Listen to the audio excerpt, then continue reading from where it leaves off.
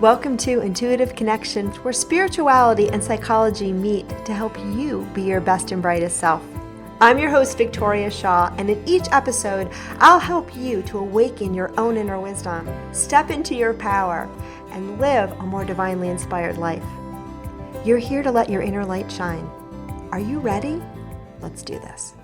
So hello and welcome to Intuitive Connection. Today, we're exploring a topic that I've wanted to explore for a really long time, and that's the topic of the use of psychedelics and microdosing in healing, and for our intensive purposes too, strengthening that connection with your inner wisdom. So Kayse, if you could please just tell us a little bit about yourself, your background. Normally, I know I do the introductions, but I just got over a case of COVID and my left brain is not working the way it normally does. So Sure.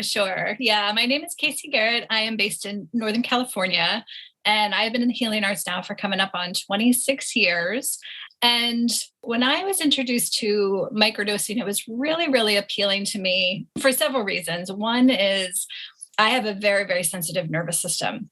And I have always worked with a lot of very sensitive people, empaths, artists, and creatives who, really can get destabilized very, very quickly. A little bit goes a long way, overstimulated very easy. So doing drugs recreationally was absolutely never appealing to me.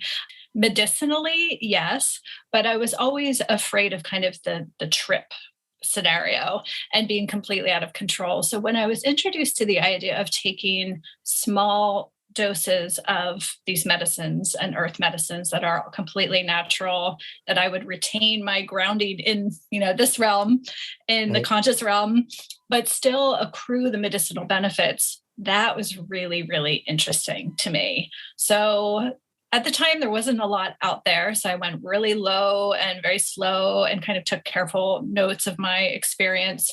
And it has been amazing. I've studied so many different modalities and healing disciplines, and microdosing practice has been the most healing of all the many things that I have done. So it has really impacted my physical healing. I personally cured a seizure disorder that I had for many years that started in my late teens that I believe was linked with nervous system dysfunction, linked to trauma. And since I began microdosing practice, I've had 0 seizures, 0 aura, tremendous spiritual development, tremendous increase and enhancement in my intuition and intuitive abilities, mental and emotional regulation and balance. So I really personally experienced firsthand that it does affect your whole self in all ways. And started working with other people. We launched our group programs about 18 months ago now, and have really, really witnessed this in everyone. So that's part of the beauty of it, is no matter what you come to, physical, mental, emotional, spiritual, over time, you're going to get the benefits of all of the above. Amazing.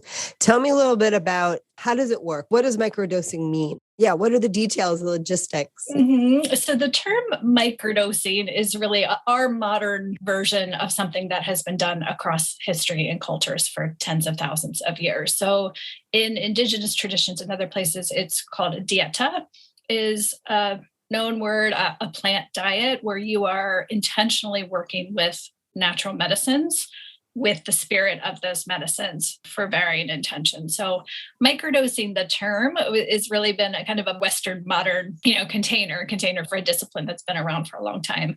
So it is taking small subperceptual doses of these medicines so that you are not altered in any way, you're not tripping in any way, you're feeling benefits, but you're not feeling distorted in any way. Wow. All right. Beautiful. Yeah, I had a client that did a dieta with ayahuasca. Now, she had done several ayahuasca ceremonies as well, but then she did, I think it was like a month, and she was by herself and microdosing every day. I guess that's what she was doing. So, I mean, she had a whole, it was supervised. It was a very cool experience for her. But okay, so it's small doses, which is why they call it microdosing. And so you're not tripping out at all. You're not having those kind of experiences. So you're just connecting with the energy of the plant without having the big, potentially destabilizing experience. Yeah. Very, very, very, very, very, very cool. And we were talking a little bit before we went live about just, I'm so fascinated by the lineage of these medicines, all of them. When I was getting my counseling degree, people that know my story know this was after my intuition awakened. And I said, hey, I'd like to have some kind of grounding for this gift that's coming through. And I went back and got my master's in counseling, which led to my license.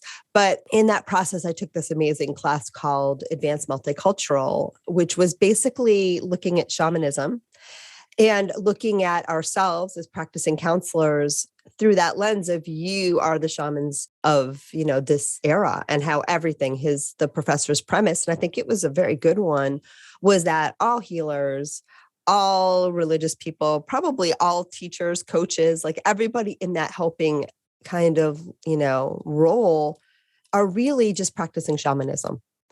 And we looked back at all the different ancient practices, and it was fascinating. So different cultures and compared them to things that were relevant now and things that weren't relevant now. And one of the things that came up was plant medicine. And at this point, this was about 12 years ago. So plant medicine was not so mainstream. I mean, now I can go and get continuing education from anywhere, to get for my license on the use of psychedelics in psychotherapy. So it's pretty mainstream now. I think to me, that's the gold standard of mainstream when you can get, your continuing ed from it. But back then that was not a thing. And I remember thinking like, yeah, no, I would never have my people do these weird drugs. So even yours truly's thinking has shifted a lot over the last 12 years. And I've had both clients and friends have these amazing experiences on psychedelics. Oftentimes, the good ones are usually ones that were used medicinally and used in a supportive environment. But as I was telling you before we got on the show, I did have a client years ago, have a life transformative experience on just a recreational acid trip. And so I think these medicines, however you use them, can be really potent. I also know that I think that when we use something to escape reality, that's a very different energy than when you use something to augment and enhance the life that you're living now. I don't know what you think about that, but that's kind of what comes through. Yeah, absolutely. And a lot of what the foundation of the work that I do is really to create that container and that path and that journey and accompaniment for people, because intention is everything, and being held through the experience and guided through the experience is everything. We live in such a consumer society that we're always looking for something external to ourselves. And so it is a huge mind shift to work with natural medicines, because it's you that's doing the healing innately. It's not something outside of yourself. As you heal innately, you are less drawn to seek those external things. And so that's why we do see the great reduction in addiction, addictive behaviors, and many other kind of disorders that we have, because this driving conditioning to look outside of ourselves. However, when we use them, it is very difficult in this consumer society where we want to go to the extreme right away. And we feel entitled to go to that extreme right away as an experience versus a healing path that we kind of apprentice ourselves to slowly over time. And that's not the way it was done. Like in indigenous tradition and native cultures, it was seen as rite of passages. It was something you work toward. It was something you earn in society, versus it's only in modern times that we would ever conceive of like, hey, I want to do a trip this weekend. Right. That's very new. And so how do we reintroduce and remember these practices in modern times, yet set the conditions, the container, kind of the guardrails around ourselves, right, so that we do it in a responsible, intentional, safe way? So there was a sense that you need to be ready for this. You need to be prepared for this. You need to be ready for the medicine to work with you. Absolutely. Yeah, yes. That makes sense. Yes. A lot of the guides I know now, and when I say guides, I mean kind of the people who work at the higher dose journey guides. It's good that you mentioned that, because on this show, we usually mean spirit guides. Yes, the humankind guides who have been doing this for many, many years now. A lot of them, when you talk to them, they became guides because of their earlier experience that they had when they were younger, and they they created for others what they wish they had for themselves then, because many, many people do it in their 20s. And yes, it's a recreational experience, but yes, it's, as you mentioned, your client had a very profound awakening unexpectedly. That Right. can happen. And so if you're not ready for that, it can be really deeply destabilizing Right. if you are doing it when you're kind of unprepared for that level of depth of experience. Right. Well, in her case, she had a profound experience. It lasted, but then she kept chasing more.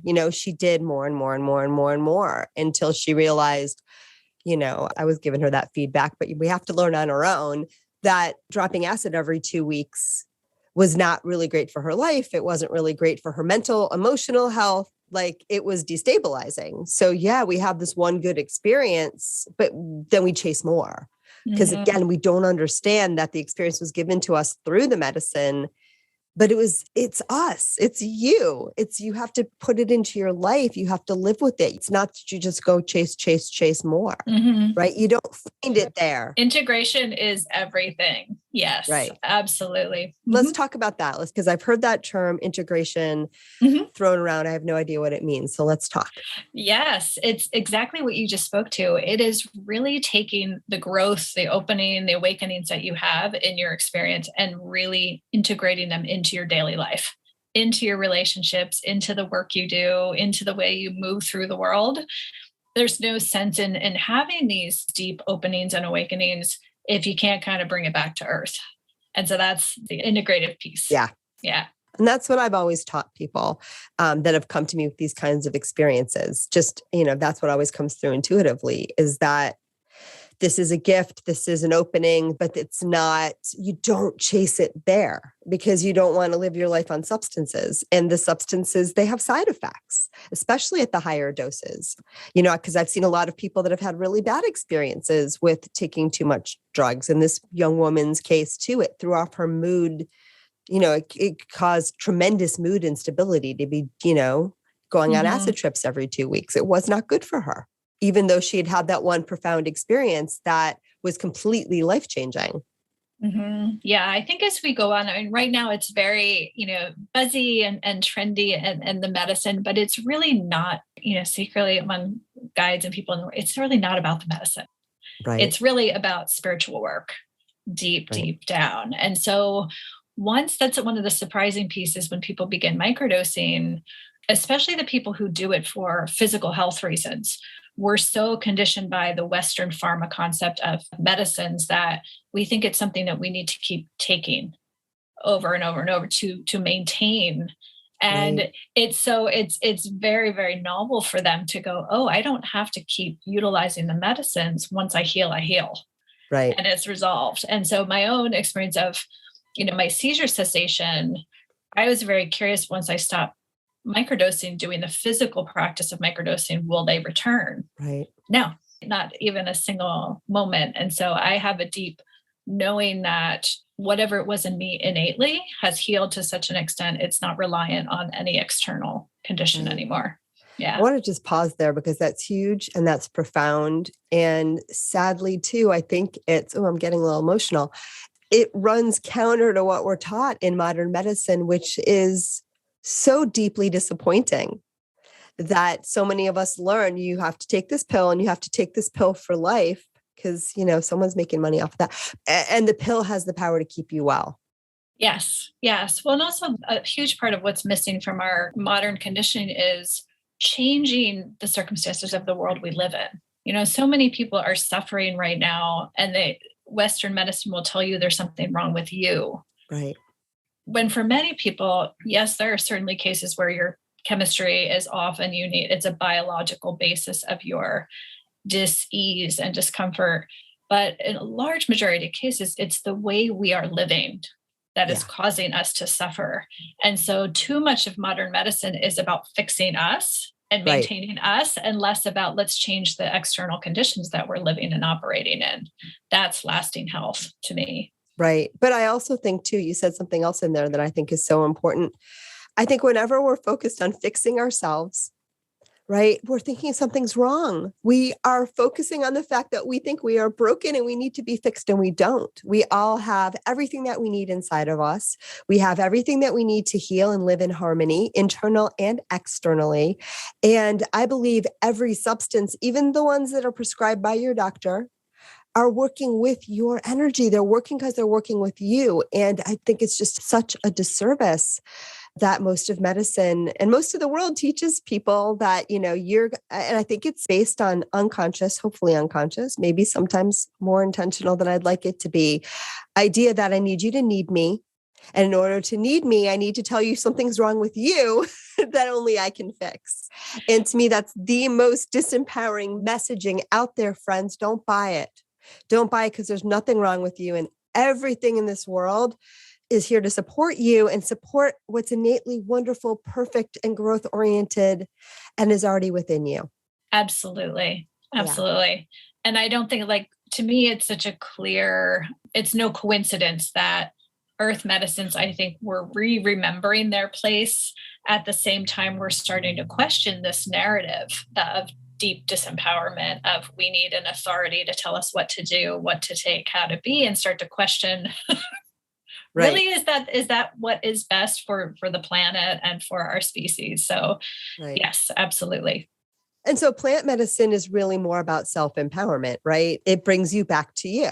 Absolutely. Yes. Many people who start, it's really, really sweet. Part of the beginning process is, figuring out your dose, but a big, big part of it is just reconnecting with yourself. And it's very sweet when part of your intuition of your dosing and your connecting with the medicine is based on your intuition. And so many people start and they're like, my intuition's been quiet for decades now, and I don't even know how to look for it. And so it really is just the most profoundly healing part is really reconnecting with yourself, getting back in touch with your inner voice, because so many people have been disconnected from their own nature for so many years. Right. Yeah, it's beautiful. And what my guides are telling me right now, and you'll tell me if this is true, but because the plant medicines haven't been encumbered so much the way so many of our, using the terms chemical medicines, and to some extent even herbal now, but they're saying mostly the chemical ones, the herbal ones have a little bit less of this going on still. It frees us up more. The plants will naturally call to us and naturally speak to us. It's easier for us to have that more, and again, this is coming from the guys, that more loving and cooperative relationship with some of these plant medicines than it is for us to have with the medicines that come from our doctors, just based on sort of the lineage and the fact that they've been used in the past. They're less contaminated. Yes. I don't mean like physically contaminated. I mean kind of energetically. Yes, absolutely. Yeah. So that's really beautiful too. Yeah, I've seen firsthand in our groups, the medicines really call in people. There's an energetic connection to people that bring people together.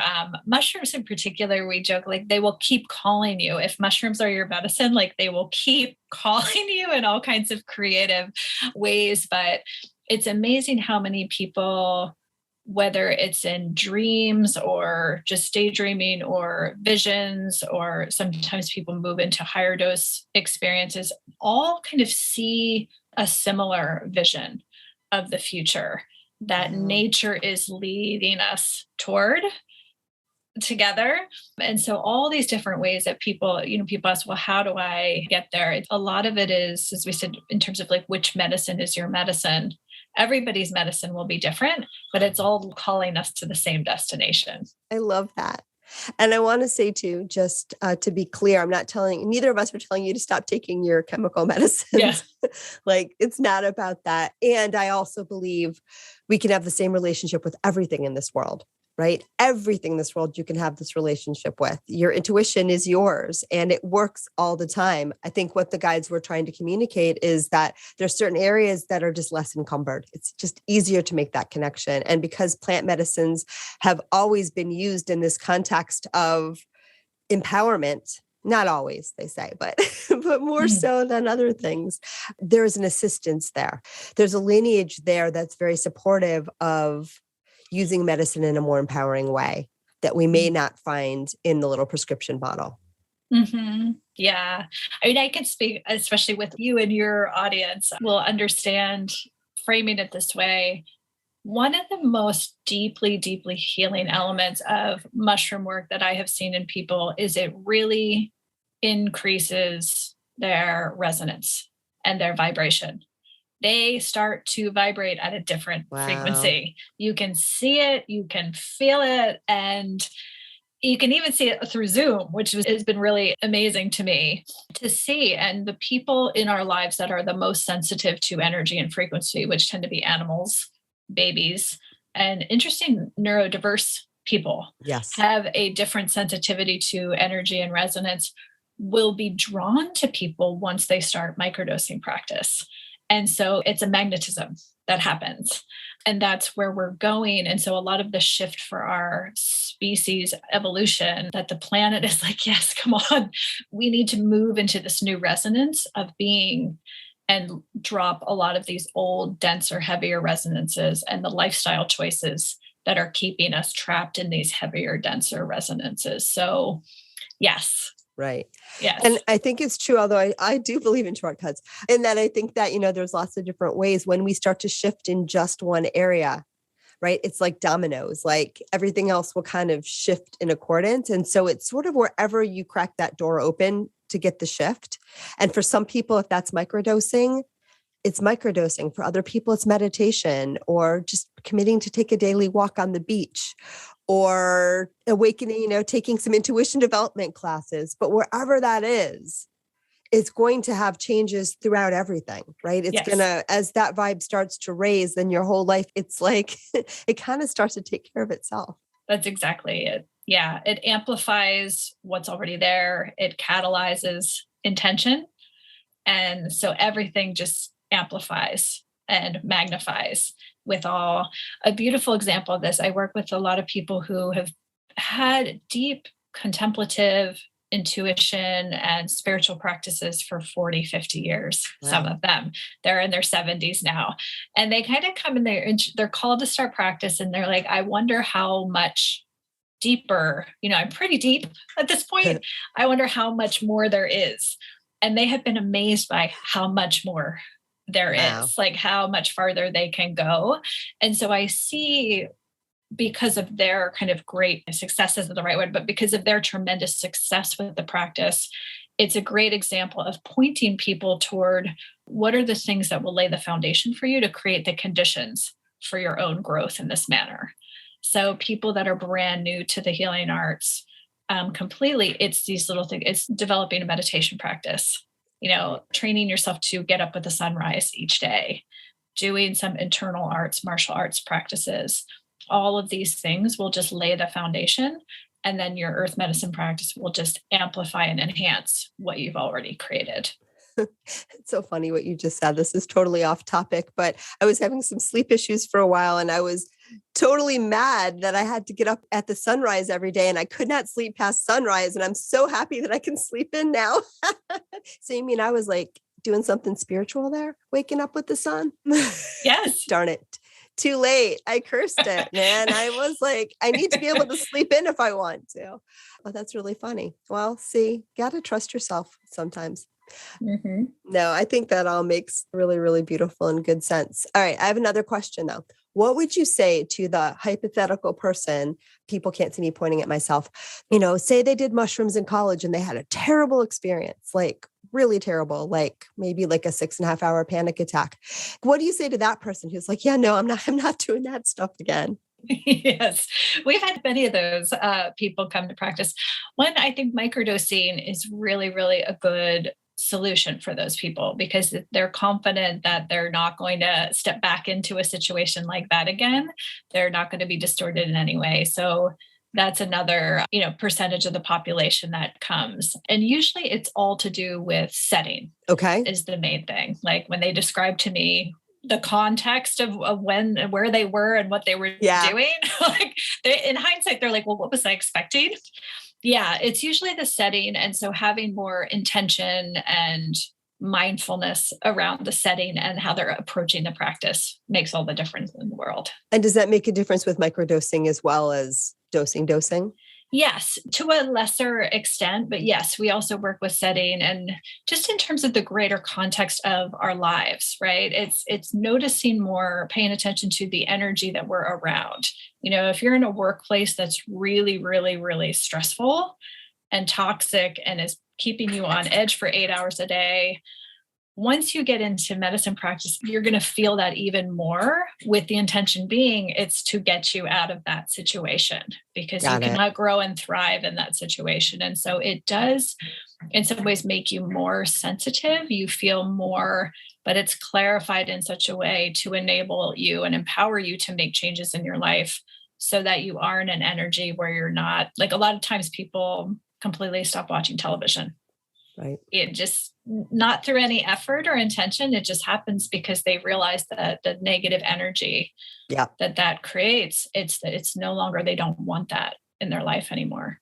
Yeah. I think that's brilliant. It makes sense. And I think too, when we increase our sensitivity, but in a way that we can handle, because some people are just turned so far up. This was me for most of my childhood. Like, everything was so overwhelming. Like I couldn't discern what I needed to turn down. And sometimes too, we get so overwhelmed that we turn up. We eat more junk food. We watch more like violent things because like we need a distraction from what we're feeling internally. So it seems to me like these medicines are just one way that you can calm down, but then also tune into your life and what really needs to shift and change. And I love that. Intuitive people like you are actually at an advantage in some ways with medicine practice because because of your sensitivity, you've already had to learn to live Right. in a way to accommodate your sensitivity, because this world, let's face it, is not designed for sensitive people. Yeah. At all. And so if you already have those skills of navigation, it's very, very helpful. Right. And I say, and this might be a stereotype, so please call me out on it if I'm wrong, but I feel sometimes some people with the bigger dosing experiences, I think sometimes too, a lot of people, we live so armored, so guarded. Usually that is not my experience. I have always had the tendency to go the other way, but a lot of people do. They live very armored and very guarded because you learn to do that to survive in this world, that sometimes you need something to come and break the shell.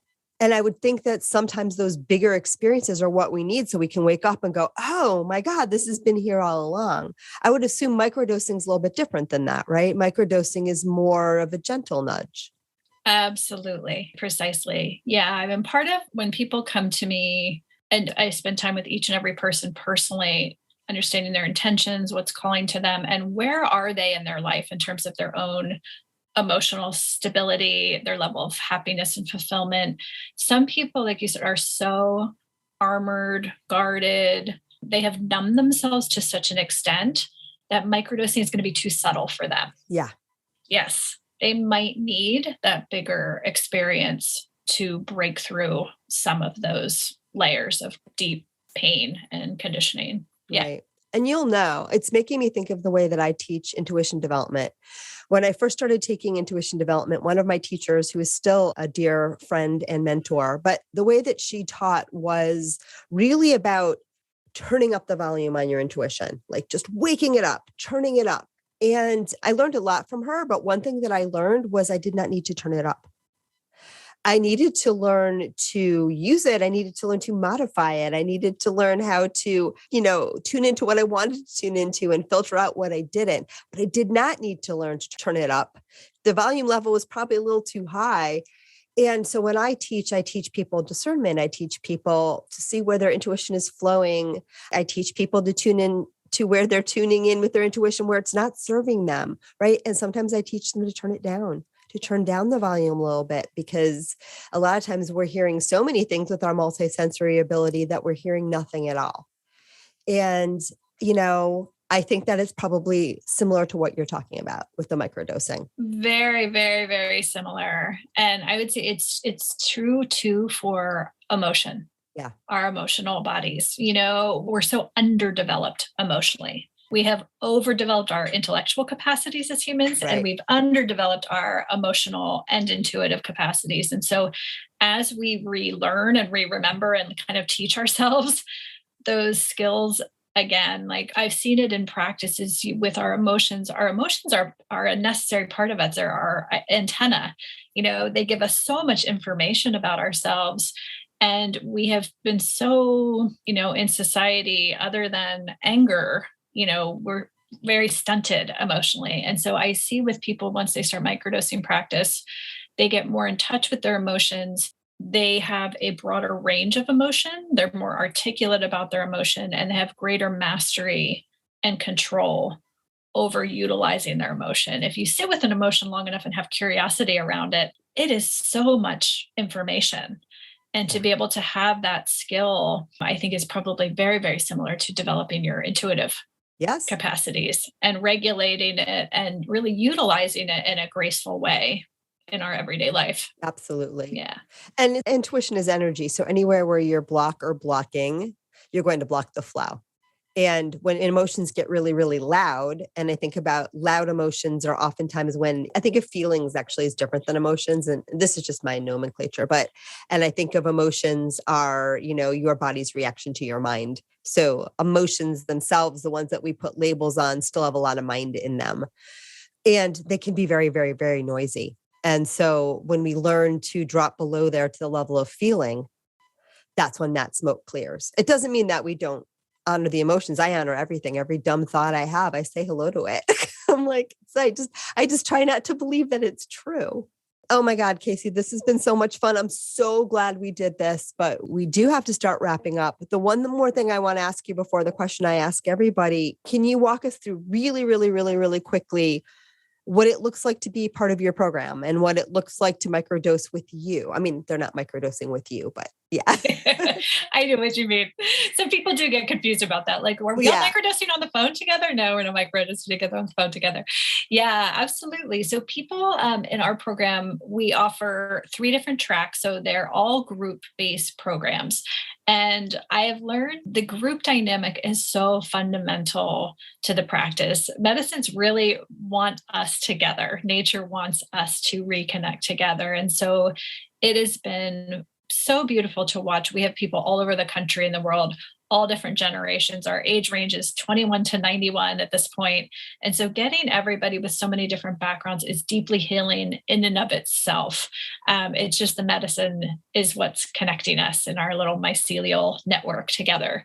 So we start off in a 6-week cycle, and kind of that's just opening the door to practice. And so the 6th week, there's an online course and program to help people walk through the program. Most people microdose in the morning to begin with. Eventually it becomes intuitive, but at the outset, we kind of introduce microdosing practice similar as what one would to a new meditation practice or a new yoga practice, having kind of a consistent framework and a structure around until you tap back into your intuition. It gives you consistency, stability, and really prepares you, lays the foundation for the deeper work to come. So it's a combination of microdosing experience, the education around it, as well as the group container to kind of hold your experience and personal development as you work through the process. Very, very common question we get is, how on earth do I, if I'm working with mushrooms, how do I get that?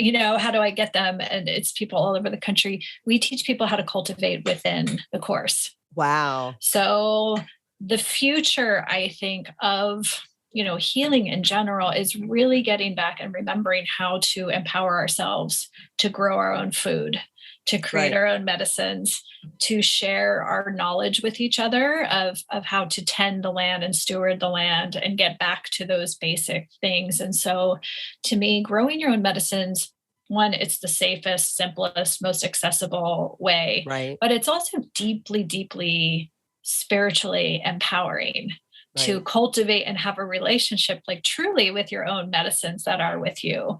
So we do have legal factors, unfortunately, because of Nixon and the drug war, that we're still trying to overcome the politics of it. But the decriminalization movement is spreading very rapidly around the country for gift, grow, gather protections for people who are just doing this for themselves, for their own healing and their own spiritual practice, to protect people in those instances. So hopefully that movement will continue to grow and spread. But yeah, that's the basic structure. All right. Beautiful. That is great information. All right. Last question. I ask this to everybody on the show. How do you experience your intuition? Yeah, mine has definitely changed and evolved, definitely with medicine practice. And you speak about guides all the time, so I'm happy that I can speak.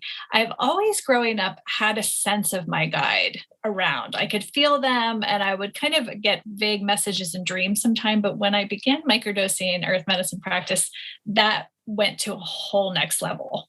So I just get clear messages. When I need guidance with something, I just ask. And she's very, very directive with me now of kind of next step. So it's more just a clear download and a voice, oftentimes in meditation, sometimes in dreams. But I can speak personally, like this practice has really taken all the things that I had done to lay the foundation of intuitive work really, really were amplified with practice. I love that. Mm-hmm. All right. Kayse, if listeners feel called to work with you or learn more about what you do, can you tell us where they can find you? Yes, absolutely. I'm all over online and all the usual places. You can find me at Kayse Gehret. Our platform and community lives at microdosingforhealing.com. There's lots of info, videos, frequently asked questions, as well as an application to get to know us better on that website. Beautiful. And as always, we'll have all that information in the show notes. Any parting words before we wrap up? This has been so much fun. Just needed to say that. Oh, yeah. I just encourage everybody to be curious. This is such an emerging, expansive, remembering moment. And we have so many layers of context and perspectives, stigma, depending on people are coming in. There's the medical model, there's the indigenous model, there's ancient culture and practice. So I really invite everybody to be really, really curious and be willing to kind of take off your, our conditioned narrative hat that we've all been wearing in this lifetime and be open to new contexts and new experiences. I love that. All right, Kayse, thank you again for being our guest. Thanks everybody for tuning in. I hope you guys enjoyed this one as much as I did. And thanks again and namaste. Thank you so much for joining us today. I hope that you found joy, strength, inspiration, and clarity from today's episode. If you'd like to learn more and connect with an amazing group of like-minded souls, please join us over on Facebook in the Intuitive Connection Community Facebook group, where we explore these topics in deeper detail, have additional live teachings, and host Facebook Lives with our amazing guests. I hope to see you there. And of course, if you want to learn more about me or the work that I do, please check out my webpage, victoriashawintuitive.com. Thank you so much again, and namaste.